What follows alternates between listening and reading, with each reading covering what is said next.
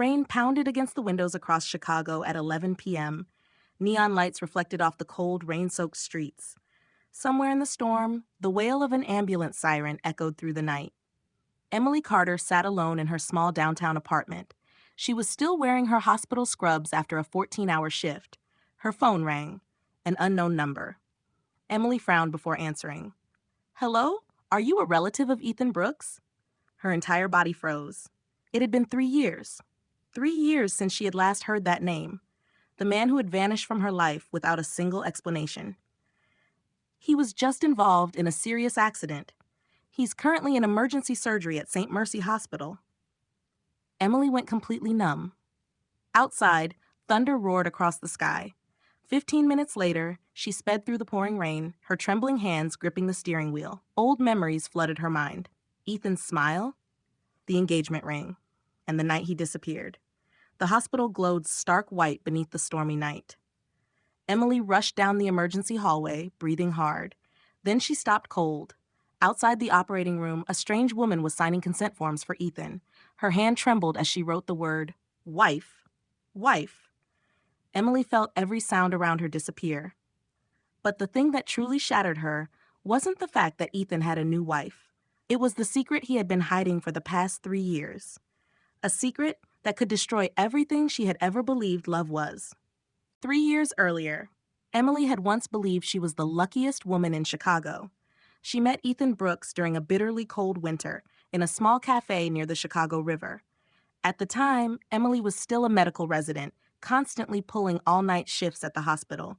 And Ethan was a young architect just starting to build his own company. He wasn't rich. He wasn't flashy. But Ethan loved her with the kind of love every woman dreams of. He remembered every little thing about her. Emily liked caramel lattes with less sugar. Ethan always brought her the exact same drink every morning. Emily was terrified of driving in the snow. Ethan would leave meetings just to pick her up. The day he proposed, he got down on one knee in Millennium Park beneath falling snowflakes. "I can't promise you a perfect life, but I promise you'll never have to face anything alone." Emily cried as she said yes. The first years of their marriage were genuinely beautiful. They rented a small apartment on the north side of Chicago, spending weekends grocery shopping together, cooking pasta at midnight, falling asleep on the couch with Netflix still playing. An ordinary life, but one that made other people jealous. Then little by little, things began to change. Not because Ethan stopped loving her, but because he loved her too much. Ethan started working obsessively to build a future for the two of them. He took on extra projects. He often came home after midnight. Emily, too, became consumed by endless hospital shifts.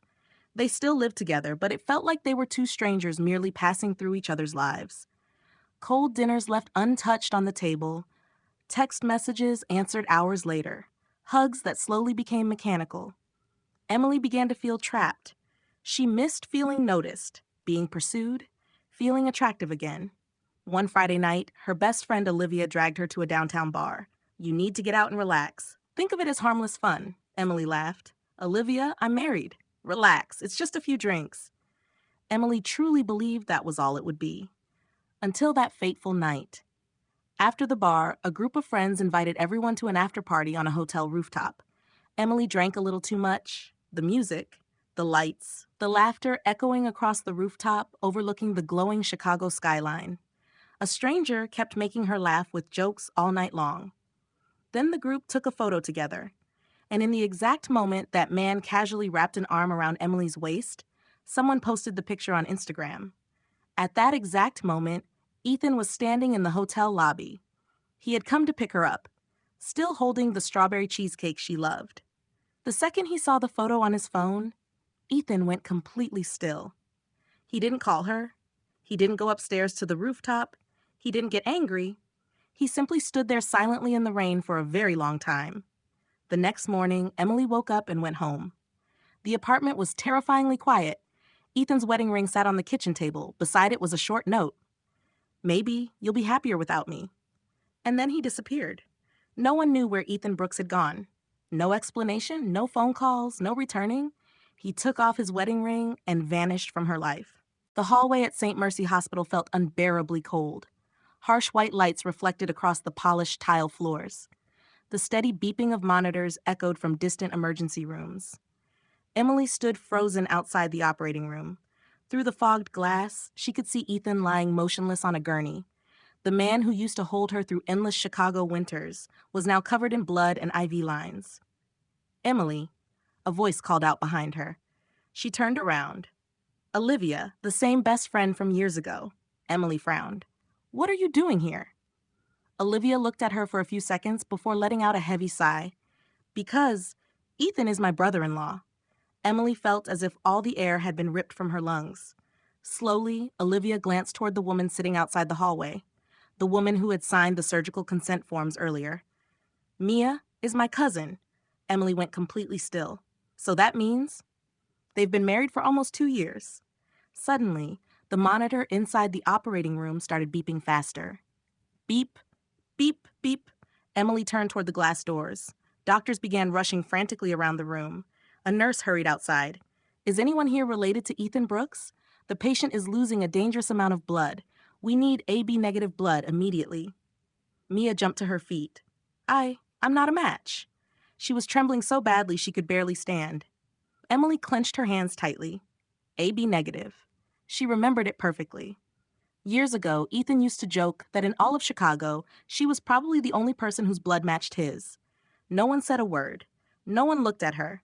Because now, Emily was nothing to Ethan anymore. Not his wife, not family, no longer someone who had the right to step into his life, just the woman he had left behind in the past.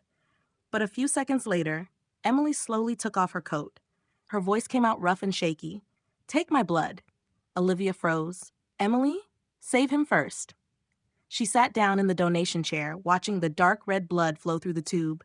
Outside, the rain continued pouring relentlessly. The sound of the monitor echoed from the room at the end of the hallway. Beep, beep, beep. Emily closed her eyes. For the past 3 years, she had convinced herself that she hated Ethan for disappearing without a goodbye. But the moment she heard he might die, she realized she had never stopped loving him. And for the very first time, Emily helped Ethan unconditionally, without needing him to know, without needing him to come back, without expecting anything in return. The surgery lasted nearly 3 hours. Outside the ICU, the clock was creeping toward 3 a.m. The rain outside the hospital still hadn't stopped. Emily sat silently in the freezing row of chairs, holding a cup of coffee that had long gone cold. Olivia walked over and placed a phone on the table beside her. The police found it in Ethan's car. Emily glanced at it. The familiar black iPhone. 3 years later, and Ethan still hadn't changed phones. Olivia let out a quiet sigh. "The passcode is still your birthday." Emily froze. Slowly, she unlocked the screen, and her heart nearly stopped. The wallpaper was their wedding photo. The picture taken beneath the falling snow in Chicago. Emily in her white wedding dress, smiling in Ethan's arms. Even the crop of the photo hadn't changed. Emily shook her head faintly, unable to believe it. That's impossible. 3 years. He had married someone else, so why was he still keeping their old wedding picture? Her trembling fingers scrolled through the photo library. Hundreds of architectural designs, hospital photos, pictures of medication and medical documents. But among all of them, there was still an album titled My M. Emily went completely still. Inside were old videos of the two of them. Emily asleep on the couch, Emily laughing in the kitchen, Emily singing the wrong lyrics along to the radio while driving. Not a single one had been deleted. Olivia sat down beside her, her voice softer now. He never deleted any of it. Emily turned toward her friend. "Olivia, what really happened?" Olivia stayed silent for a long moment. The steady sound of the ICU monitor echoed faintly down the hallway. Beep, beep, beep. Then she finally spoke quietly. Right before Ethan disappeared, he was diagnosed with a rare heart condition. Emily frowned. "What condition?" "Hereditary cardiomyopathy. His heart could stop at any moment." Emily felt a chill run down her spine. Olivia continued. "The doctors told him he needed a heart transplant, but the chances of survival were low." Emily sat there speechless. Old memories suddenly came rushing back. The nights Ethan held his chest in pain. The times he said he was tired, but tried to hide it. The secret phone calls he always stepped outside to take. She had never suspected anything. Because Ethan always smiled and said, "I'm fine." Emily tightened her grip around the phone. If he was that sick, why didn't he tell me? Olivia looked directly at her. Because Ethan knew you would never leave him. And he didn't want you to watch the person you loved slowly die. Emily felt her eyes begin to burn. For the past 3 years, she had believed Ethan left because he stopped loving her. She had resented him, been hurt by him, blamed herself endlessly. But now, everything suddenly felt completely different. Olivia spoke one final sentence softly. The night he saw that picture at the hotel, it was just an excuse. He left you, Olivia's voice caught in her throat, because he thought he was dying. 3 days after the accident, Ethan finally woke up in the ICU. Weak morning sunlight filtered through the hospital's gray curtains. The steady sound of the monitor echoed through the silent room. Beep, beep. Emily stood outside the glass doors for a long time, too afraid to walk in, until Ethan slowly turned his head. Their eyes met, 3 years apart, and yet everything shattered open again in just a few seconds. Ethan looked at her, his eyes red with exhaustion. You're still here. His voice was rough and weak. Emily tried to stay calm. The doctor said you're out of danger now. Ethan stayed silent for a few moments. Then he gave a faint, bitter smile. You donated blood for me, didn't you? Emily didn't answer. She stepped closer to the hospital bed. IV lines ran across Ethan's body. His face looked far paler than she remembered. He was no longer the strong Ethan she once knew. Just a man who had been tired for far too long. Out in the hallway, Olivia quietly closed the door, leaving them alone. The room fell silent. Then Ethan finally spoke. I was planning to tell you everything that night. Emily looked up. A flashback surfaced. A cold, rainy Chicago night. Ethan standing inside a doctor's office, holding his diagnosis papers. Your heart is weakening very quickly. If you don't get a transplant, you probably have less than a year left. The doctor's voice echoed through his memory. The flashback shifted. Ethan sat alone in his car, his hands gripping the steering wheel tightly. A wedding ring box sat beside him. On his phone was an unsent text message to Emily. We need to talk tonight. Back to the present. Ethan closed his eyes. I had already bought tickets to Seattle for treatment. I was going to take you with me and tell you everything. Emily felt her throat tighten painfully. Then why didn't you? Ethan let out a bitter laugh. Another flashback appeared. The hotel lobby glowing beneath bright lights. Ethan walked in holding a box of strawberry cheesecake. Then his phone vibrated. An Instagram story appeared. Emily laughing on the rooftop, a stranger with his arm wrapped around her waist. And in that instant, Ethan's entire expression collapsed. Back to the present. He looked at that moment. I thought maybe God was giving me a reason to let you go. Emily shook her head over and over. No, that's not what it looked like. I know. Ethan's voice was barely above a whisper. But back then, I was scared. The monitor beeped slowly beside him. Beep, beep. I was scared you'd spend years beside someone who was dying. I was scared of watching you suffer. And when I saw that picture, Ethan lowered his head. I convinced myself you'd be better off without me. Emily broke down crying. All those years of guilt. All those nights blaming herself. All the times she believed she had destroyed their marriage now crushed her chest all at once. The flashbacks came rapidly. Emily sitting alone in the empty apartment, the wedding ring left on the table, phone calls that were never answered, Ethan quietly undergoing treatment in Seattle, alone in a hospital room, alone through heart surgery. 2 people suffering in silence without ever knowing the truth about the other. Back in the present, Emily stepped closer, tears streaming endlessly down her face. For 3 years, her voice shattered. I thought I had destroyed our love. Ethan looked at her for a long time. His eyes were red too. No, Emily. We were just 2 idiots who loved each other too much. The room fell silent once again. Only the sound of the monitor remained beneath the cold hospital lights. And for the very first time in 3 years, Emily finally understood their love had never disappeared. That night, Emily never left the hospital. Outside the windows, Chicago was swallowed in fog. Distant headlights blurred through the cold rain. Ethan had fallen asleep after the pain medication. The ICU room was filled with nothing but the steady sound of the monitor. Beep, beep, beep. Emily sat quietly by the window, her mind still unable to process everything she had learned. Then the door slowly opened. Olivia walked in, carrying 2 cups of hot coffee. She placed one beside Emily. "You should get some rest." Emily stayed silent for a few seconds before asking softly, "Did he love her?" Olivia immediately understood she meant Mia. She sighed quietly. "No." Emily turned toward her. Olivia lowered her eyes to the coffee in her hands. "They were never really husband and wife." The room seemed to freeze. Emily frowned. "What do you mean?" Olivia leaned against the wall, speaking slowly, as if revealing a secret she had carried for far too long. After Ethan left Chicago, he lost almost everything. His company went bankrupt because of the medical expenses. His insurance wasn't enough to cover the heart transplant. A freezing Seattle winter. Ethan sitting alone in an old apartment, holding his chest in pain. Hospital bills piled across the table. The doctor's voice echoed, "Without extended insurance coverage, this surgery will cost hundreds of thousands of dollars." Olivia continued, "Mia worked for an insurance company back then.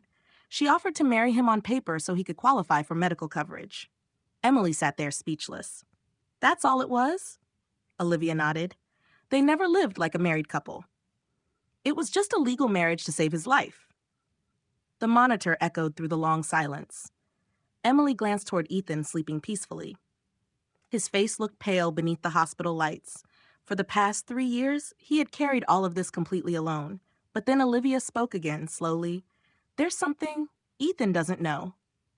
Emily looked up. Olivia gave a sad smile. Mia truly fell in love with him. Mia sitting beside Ethan's hospital bed after chemotherapy, quietly falling asleep on the hospital couch, silently signing every medical bill. Crying alone in the hallway after doctors told her Ethan's condition was getting worse. Emily felt her chest grow heavy, because for the very first time, she realized Mia was never the other woman who destroyed her marriage. She was simply a woman who fell in love with the wrong person. Olivia looked toward Ethan and spoke softly, and Ethan started changing too.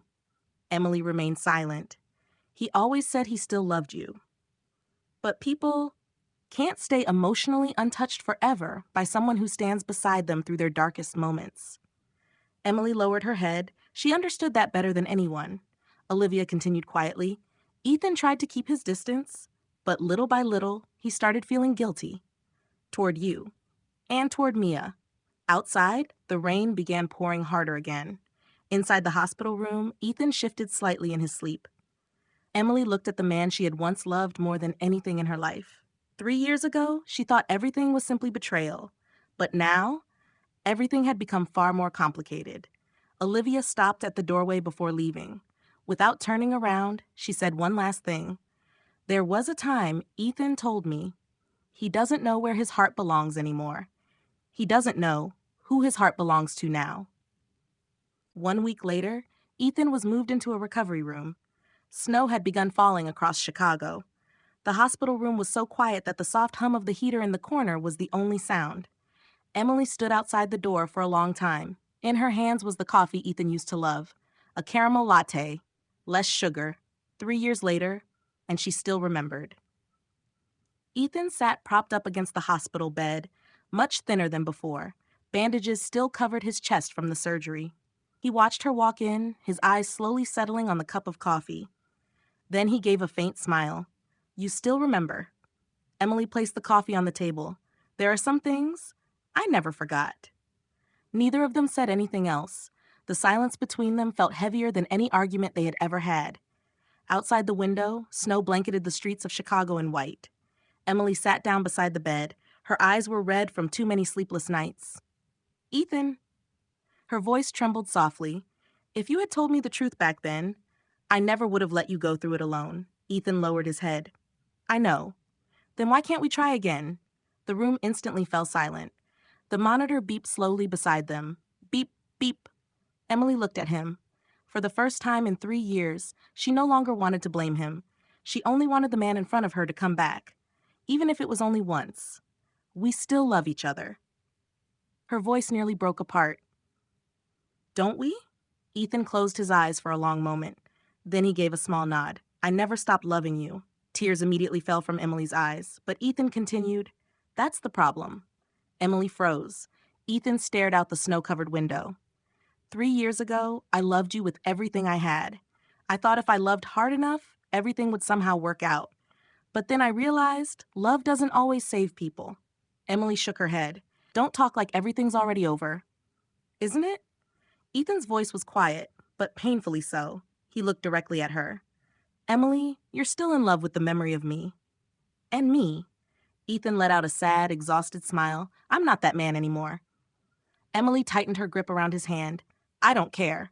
I just want you to come back. This time, Ethan slowly pulled his hand away. The movement was gentle enough to break her heart. I can't. Emily went completely still. Is it because of Mia? Ethan stayed silent for a very long time. Then he spoke quietly. Not just because of her. Then what else is there? Ethan's eyes reddened. 3 years of loneliness, 3 years of illness, 3 years fighting between life and death. All of it had changed him completely. He looked at Emily as if trying to memorize her face one last time. Then he spoke slowly. The man you fell in love with. The monitor echoed through the cold room. Died the night of that hotel rooftop. Emily broke down crying. She shook her head over and over, unable to accept it. No, you're still here. No, Emily. Ethan's voice turned rough and strained. The man who walked out of that hotel that night forgot how to love the same way ever again. The room fell silent. No music, no dramatic tears, just two people who once loved each other more than anything, looking at each other like strangers. Emily lowered her head and cried quietly. And Ethan simply turned toward the snow-covered window in silence. Because sometimes the most painful thing isn't falling out of love, it's still being in love, and realizing you can never go back to who you used to be. The following spring, Emily left Chicago. There was no dramatic goodbye. No one begged her to stay. Just a quiet morning as she rolled her suitcase out of the old apartment that once belonged to both of them. Outside, the last snow of the season was beginning to melt. Chicago behind her was still loud and restless as always. But this time, Emily no longer felt like she was running away. She moved to Seattle, a city full of rain, yet gentler than she had ever imagined. The first few months were difficult. Some nights, Emily stayed awake until sunrise, watching streetlights spill through her window while asking herself, if I had gone home earlier that night, if I had explained everything right away, would things have turned out differently? But little by little, she began to understand life doesn't change because of what ifs. The only thing people can really do is learn how to keep moving forward. Emily took time away from the hospital. Later, she began volunteering in counseling sessions for couples struggling through broken marriages. At first, she was only a volunteer, but over time, she opened a small counseling center near Fremont, a place for people who had lost faith in love. Some had been betrayed, some were divorced, some had lost the person they loved most. Emily listened to all of them, without judgment, because she understood that pain better than anyone. One day, a woman broke down crying and asked her, how do you stop regretting things? Emily stayed quiet for a few seconds. Then she smiled softly. There are mistakes we can never undo, but we can choose not to remain the same broken version of ourselves from that day. The afternoon sunlight streamed through the center's glass windows. Slowly, everything began to feel warmer. Emily changed too. She stopped trying to hold on to the past, stopped waking up every morning blaming herself. She started cooking again, going hiking on weekends, raising a small dog named Charlie, and for the first time in many years, Emily learned how to forgive herself. One evening, Olivia called her and asked, if you could go back, would you still love Ethan? Emily looked out across Seattle's lake, glowing beneath the sunset. A bittersweet smile touched her lips. I think I still would. But this time, I'd love him in a more mature way. The wind drifted softly through the trees outside. Emily slowly locked the counseling center after another long day. Her voice echoed quietly, almost like a final message to herself. Redemption isn't about getting someone back. It's about becoming a better person after everything falls apart. And sometimes, that's what real healing looks like. 3 years later, Seattle entered its first snowy winter of the year. Emily sat alone in the small office of her counseling center. Outside the window, snowflakes drifted slowly onto streets glowing beneath warm yellow lights. Soft piano music played quietly from an old speaker in the corner of the room. Everything felt strangely peaceful. That afternoon, Emily received a letter. There was no return address, only a familiar handwriting that made her heart pause for a moment. Ethan Brooks. Emily sat beside the window and slowly opened the slightly wrinkled envelope from its long journey. As she read, it felt as though Ethan's voice was echoing through the quiet room. Emily, if you're reading this, then maybe I finally found the courage to say the things I should have told you a long time ago. Mia and I divorced a year ago. There was no betrayal, no tears, just two people who realized that sometimes gratitude can't replace love. Mia deserves a man whose heart truly belongs to her. And me, I think I'm still learning how to belong to myself. Emily slowly closed her eyes. Outside, the snow continued falling gently. She kept reading. For a long time, I thought, if I hadn't walked away from that hotel that night, maybe everything would have turned out differently. But eventually, I realized we were just two imperfect people who loved each other the best way we knew how at the time. And maybe that was enough. Tears quietly fell onto the letter, but they no longer carried the same pain as before. Only a soft, bittersweet sadness remained. The final lines appeared beneath the warm yellow light. I forgave you a long time ago, Emily. I hope one day you'll forgive yourself too. Emily laughed softly through her tears. For the first time in many years, her heart finally felt lighter. No resentment, no regret, only gratitude for a love that had once been beautiful. Emily walked toward the window. Snow blanketed all of Seattle in white. She placed her hand against the cold glass and smiled faintly as she watched the snow slowly melt along the streets below. Her voice rose softly, like one final confession to herself.